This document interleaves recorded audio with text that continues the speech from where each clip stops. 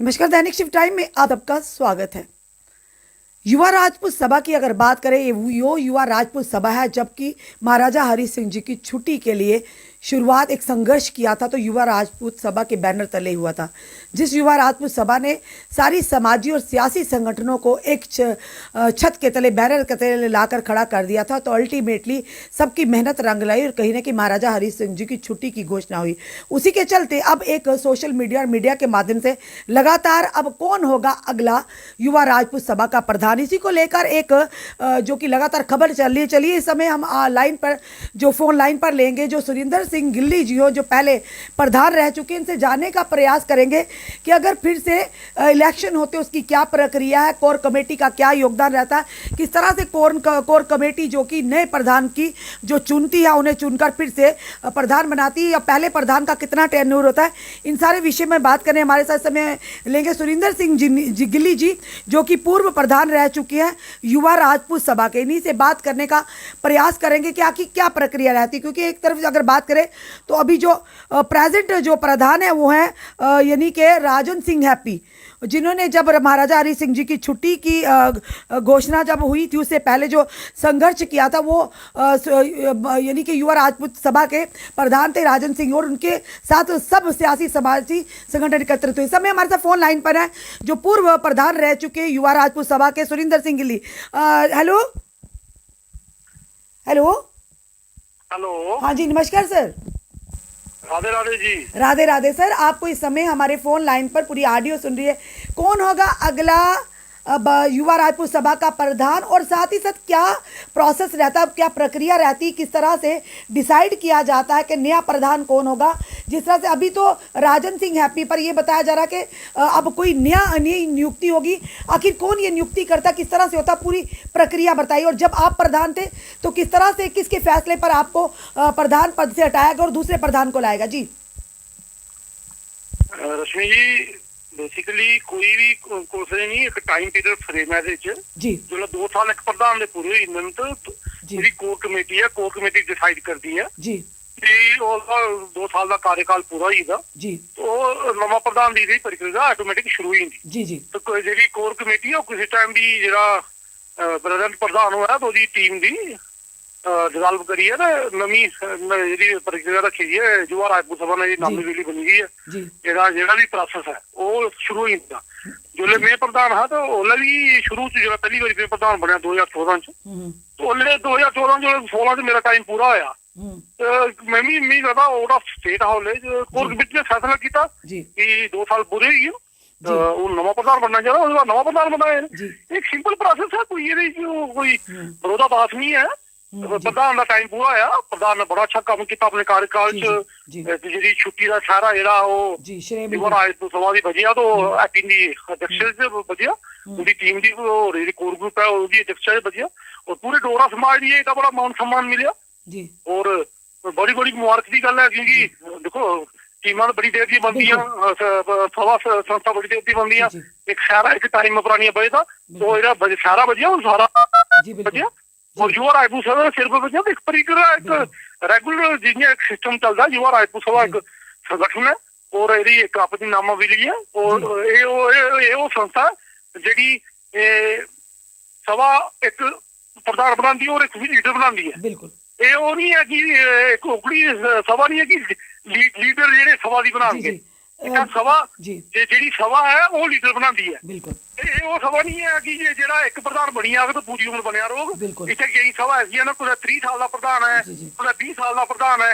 ये युवा राजपूत सभा की ऐसी सभा है जिससे 2 साल बाद प्रधान चेंज होता है, और अज नहीं है जी 2014 वाली अज तक युवा राजपूत सभा। गिल्ली जी एक गल पूछना चाहगे, जिले तुस प्रधान दे पद ते नियुक्ति तुंदी हुई ते जिले तुस प्रेजेंट हो जां ना हो, कोर कमेटी दा फैसला होंदा कुछ समय भी, यानी 2 साल जिले कंप्लीट होंदे ते दूसरे प्रधान की जो प्रक्रिया चुनने दी वो शुरू हो जाती है।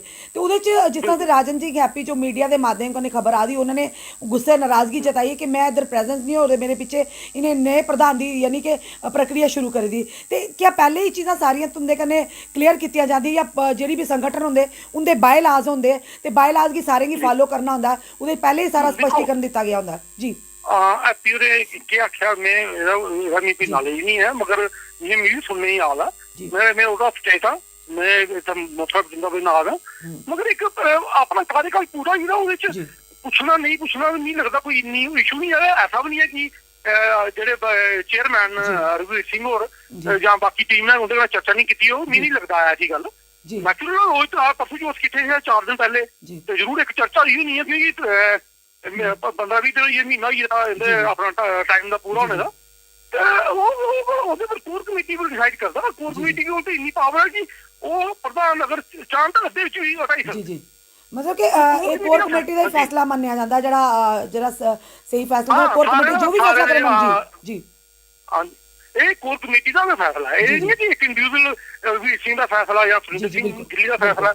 ਇਹ ਸਭਾ ਦੀ ਇੱਕ ਖੂਬਸੂਰਤੀ ਹੈ ਯੂ ਹੈ जी बिल्कुल ਕਿ बिल्कुल ਜੋ ਆਪਣਾ ਕਾਰਜਕਾਲ ਪੂਰਾ ਹੋਈ ਹੈ ਨਾ, ਨਵਾਂ ਪ੍ਰਧਾਨ ਦੀ ਪ੍ਰਕਿਰਿਆ ਸ਼ੁਰੂ ਹੋਈ। जी जी ਰਾਜਨ ਸਿੰਘ ਦੀ ਅਧਿਕਸ਼ਤਾ 'ਚ ਛੁੱਟੀ ਮਿਲੀ, ਜਿਹੜਾ ਉਹਦਾ ਕਾਰਜਕਾਲ ਹੈ ਉਹ ਵੈਰੀ ਐਕਸੀਲੈਂਟ ਹੋਇਆ। बिल्कुल ਉਹ ਸਾਰੇ ਉਹ ਮੈਂ ਵੀ ਪ੍ਰਧਾਨ ਰਿਹਾ, ਅਸੀਂ ਵੀ ਕੋਸ਼ਿਸ਼ ਕੀਤੀ, ਜੀ। ਮਗਰ ਮੇਰੇ ਬਾਅਦ ਜਿਹੜੇ ਪ੍ਰਧਾਨ ਰਹੇ ਉਹਨੇ ਵੀ ਕੋਸ਼ਿਸ਼ ਕੀਤੀ, ਮਗਰ ਜਿਹੜੀ ਕੋਸ਼ਿਸ਼ ਰੰਗ ਲਾਈ ਉਹ ਰਾਜਨ ਸਿੰਘ ਨੇ ਬਿਲਕੁਲ, ਬਿਲਕੁਲ। ਦੀ ਅਧਿਕਸ਼ਤਾ ਰੰਗ ਲਾਈ। ਉਹ ਤੁਹਾਡੀ ਮੀਡੀਆ ਦੇ ਮਾਧਿਅਮ ਤੋਂ ਮੀਡੀਆ ਦਾ ਵੀ ਇੱਕ ਬੜਾ ਅਹਿਮ ਰੋਲ ਰਿਹਾ ਉਹਦੇ ਵਿੱਚ, ਦੋਹਰਾ ਸਮਾਜ ਦਾ ਬੜਾ ਅਹਿਮ ਰੋਲ ਰਿਹਾ, ਜੀ। ਉਹ ਸਰਕਾਰ ਦਾ ਵੀ ਅਹਿਮ ਰੋਲ ਰਿਹਾ। जी ਜੋ ਇੱਕ ਪ੍ਰੈਸ਼ਰ ਬਣਿਆ ਲੋਕਾਂ 'ਚ ਇੱਕ ਧਾਰਨਾ ਕੀ ਬਿਲकुल। ਕਿ ਉਸ ਮਹਾਰਾਜ ਸਾਹਿਬ ਦੀ ਛੁੱਟੀ ਮੰਗਾ ਦੀ ਹੈ ਬਿਲकुल। युवा राजपूत सभा जिन्हें आहे हिंदुस्तानी कहलाने का दर्द महसूस बिल्कुल, कराया। बिल्कुल। और अज हिंदुस्तानी कौम ने तो महाराज साहब की देन है। बिल्कुल। और वो जी मौजूदा एलजी प्रशासन है उन्हें भी लग्या, बीजेपी ने भी इससे अहम रोल खेलिया बिल्कुल। कि उन्हें आख्या कि नहीं छुट्टी होनी चाहिए। अब मैं तुम्हें सुनाना चाहूँ जो लास्ट पहली बारी एलजी साहब की मिले तो उन्हें साढ़े इन्नी गल आखी कि रजिंदर सिंह राणा हो रहे वो मिनिस्टर साहब ने भी गल की दिल्ली। जी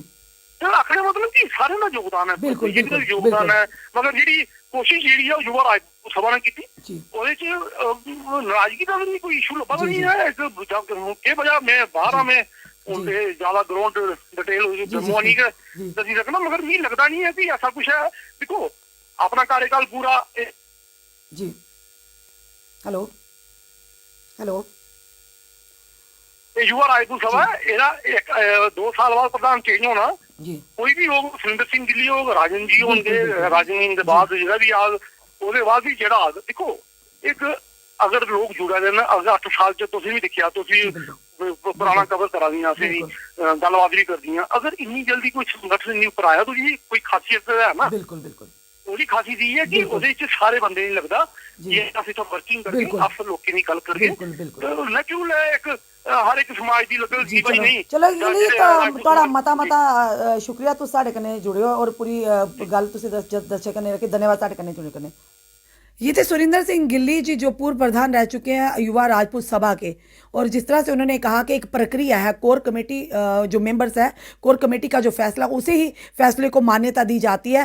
कोर कमेटी जिसे प्रधान बनाती है, और कोर कमेटी चाहे टेन्यूर पूरा हो या बीच में भी अगर चाहे तो कोर कमेटी उन्हें प्रधान की कुर्सी से यानी हटा सकती है। तो ये कोर कमेटी का फैसला ही था, क्योंकि जो युवा राजपूत सभा के जो बायलाज है उनकी में ये है कि जिस तरह से सुरिंदर सिंह गिल्ली ने कहा कि 2 साल के बाद अगर टेन्यूर पूरा हो जाता तो कोर कमेटी जो कि नए प्रधान की प्रक्रिया शुरू कर देती है। और इसी के चलते उन्होंने कहा कि जब मैं भी युवा राजपूत सभा का प्रधान था तो उस समय मैं भी जम्मू में मौजूद नहीं था। कोर कमेटी ने जो फैसला किया था मुझे जो प्रधान से पद से हटाने का तो किसी और की नियुक्ति करने का, तो मैंने भी उस फैसले को माना था और उस समय मैं भी प्रेजेंट नहीं था, क्योंकि कोर कमेटी का फैसला ही हमारे लिए मान्यता रखता है। उसी के चलते आज भी ऐसा ही हुआ, जो कि राजन सिंह हैप्पी जी इस समय यहाँ मौजूद नहीं है, वो शायद जम्मू से बाहर गया, और इनकी गैर मौजूदगी में अगर इस तरह की प्रक्रिया शुरू हो गई है तो वो कहीं ना कहीं कोर कमेटी मेंबर का ही फैसला, जो फैसला माना भी जाता है और मानना भी चाहिए, जिस तरह से एज पर 2014 से लगातार इस तरह से कोर कमेटी के फैसले को मान्यता दी जा रही है। फिलहाल चलिए कोशिश करेंगे, जब भी इस समय हमने जब कॉल की तो राजन सिंह हैप्पी जी का फ़ोन जो स्विच ऑफ आ रहा है, जब भी उनका स्विच ऑन होगा तो हम उनसे भी बात करने की कोशिश करेंगे आखिर चल क्या रहा है और कौन होगा आने वाले समय में युवा राजपूत सभा का प्रधान। और राजन सिंह हैप्पी की बात करें तो कोई भी इसे कोई दुराहे नहीं है कि उन्होंने किस तरह से एक संघर्ष को पाए तकमील तक पहुंचाया था, जिन्होंने एक ही यानी बैनर के तले सब समाजी और सियासी संगठनों को एकत्रित करके जो जीत थी वो सबके सर पर बांधी थी। और कहीं ना कहीं उसकी कोशिश जो युवा राजपूत सभा के जो प्रधान है राजन सिंह हैप्पी ने की थी।